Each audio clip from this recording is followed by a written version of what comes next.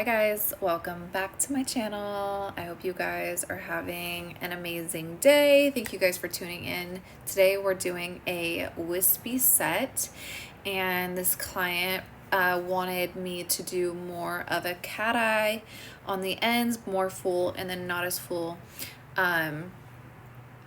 throughout the rest of her eyes. So what I decided to do was volume on the ends of her eye. So these 13s and 15s are going to be volume. And then on the rest of her eye, her 10s and 12s, they're going to be classics. And because this client has a lot of natural lashes and they're strong, I can get away with doing classics in the inner and midsection because she has so many natural lashes. It's still going to give the right look. Now, I would not recommend this look on a client who has sparse lashes or not a lot of natural lashes, because then you're not going to get the evenness. So, yeah, this is the map. And you guys, it's so good. This is exactly how you're going to do it. Now, as I was going through this set, I started with my volumes on the outer corners. I actually ended up taking off some of these that I had opened the fan very wide, because as I was putting more and more on, I realized that I don't want that look. I want it to be more closed fans and not so wide, because when you open fans super wide, you're gonna get a fluffy look. And since my classic lashes are not going to give a fluffy look, I didn't want it to look odd that her ends were like super fluffed out. So I actually ended up taking some of these big wide fans off and then replacing them with more closed fans. But yeah, just a little side note here. I am using our Easy Fans, our OG collection, and I'm putting those just on the ends here. I like to use both of my tweezers when I am lashing. I like to kind of scope through the lash line to see what I'm going to be lashing. That way I can create a fan according to the natural lash. Now in this section, I'm going to be placing more classic, and her lashes are so amazing, you guys. She is one of the best to lash as a lash artist. When you get clients that have natural lashes that are really coarse and straight, they're the easiest to isolate, and it just makes lashing so easy. So she is one of my favorite clients to lash for that reason. I'm using my classic lashes.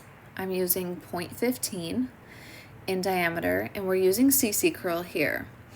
For my volume trays, we're using the OG collection 0.03, and we're also using CC curl as well. Now, she didn't want them to be too full here in this section. She wanted more fullness on the ends, which again is why I went with doing classic in this section and then volume on her ends. Now, you can create this look also on a client who doesn't have a lot of natural lashes. You would just need to do volume instead of classic throughout her whole eye, and do smaller volume fans from inner to mid, and then on her outers do bigger volume fans to get the same kind of look that we're doing here.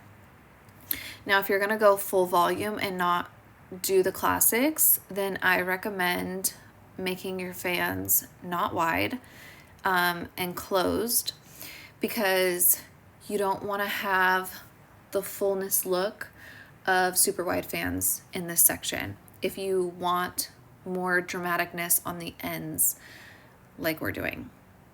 Okay, also I'm using a new glue that is going to be dropping pretty soon. It's a super fast glue, but it has some specialties, you guys, and I'm going to be announcing that product very soon. For isolation, I'm using our 45-degree tweezer, and I love this tweezer because it's very sharp pointed. The angle is perfect for getting into the lash line and keeping even the smallest lashes isolated. See, because sometimes when we use a straight tweezer to isolate, it's good for longer lashes, but smaller lashes, it doesn't get deep enough in. So our our rose gold tweezer is perfect for getting every single size of natural lashes isolated.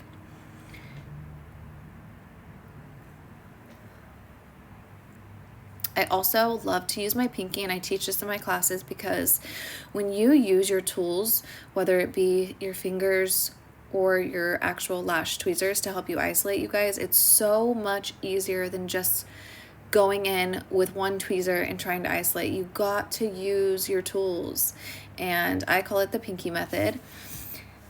It's great.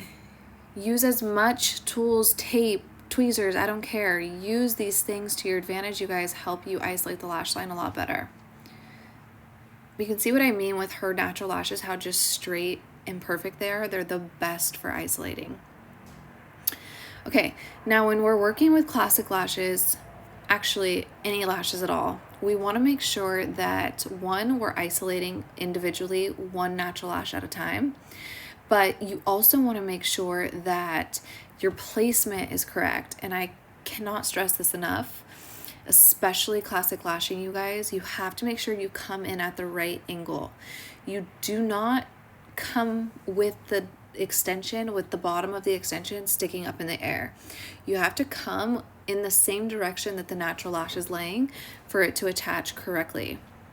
So here, this is what I was saying, how I switched to making closed fans, because I didn't want too much fullness, because she wanted that to be more on the ends of her lashes.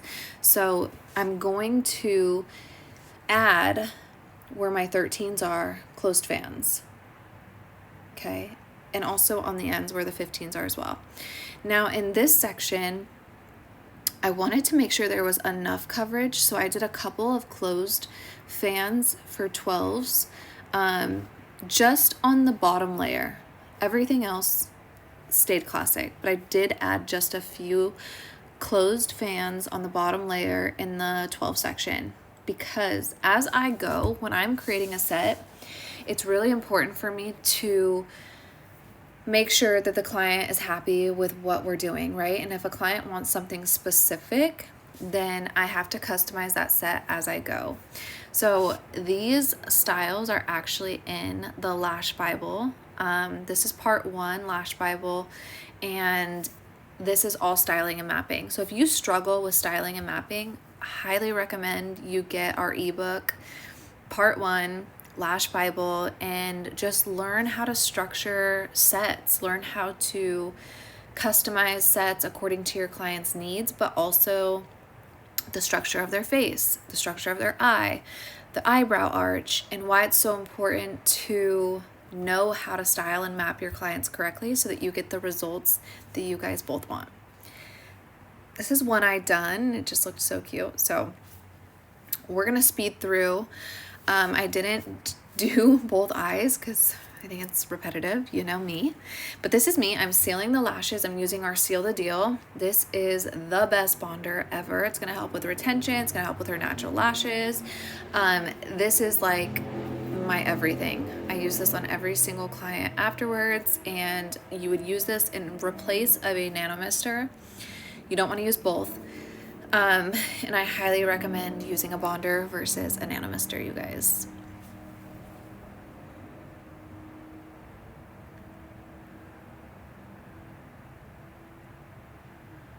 We gotta speed this up here. Okay, so also, side note, after you bond your client's lashes, the extensions are gonna stick together because of the product, but it's just an easy fix. What I like to do is bond them, dry them, and then I always go through with my tweezer after they're dry and separate any lashes that stick together, because it's gonna happen. The lashes will stick together after the product dries. So just go in with your tweezer, gently separate them. They separate very, very easily. It's not like when 2 lashes get stuck together with glue.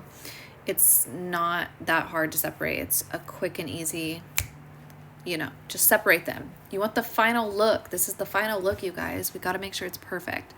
dry those bad boys. And this is the before. Gorgeous eyes. Stunning, stunning. But look at the after, you guys. Ah, I'm literally obsessed with this set. It's so cute. Recreate it. Tag me. I love you guys. Thanks for watching.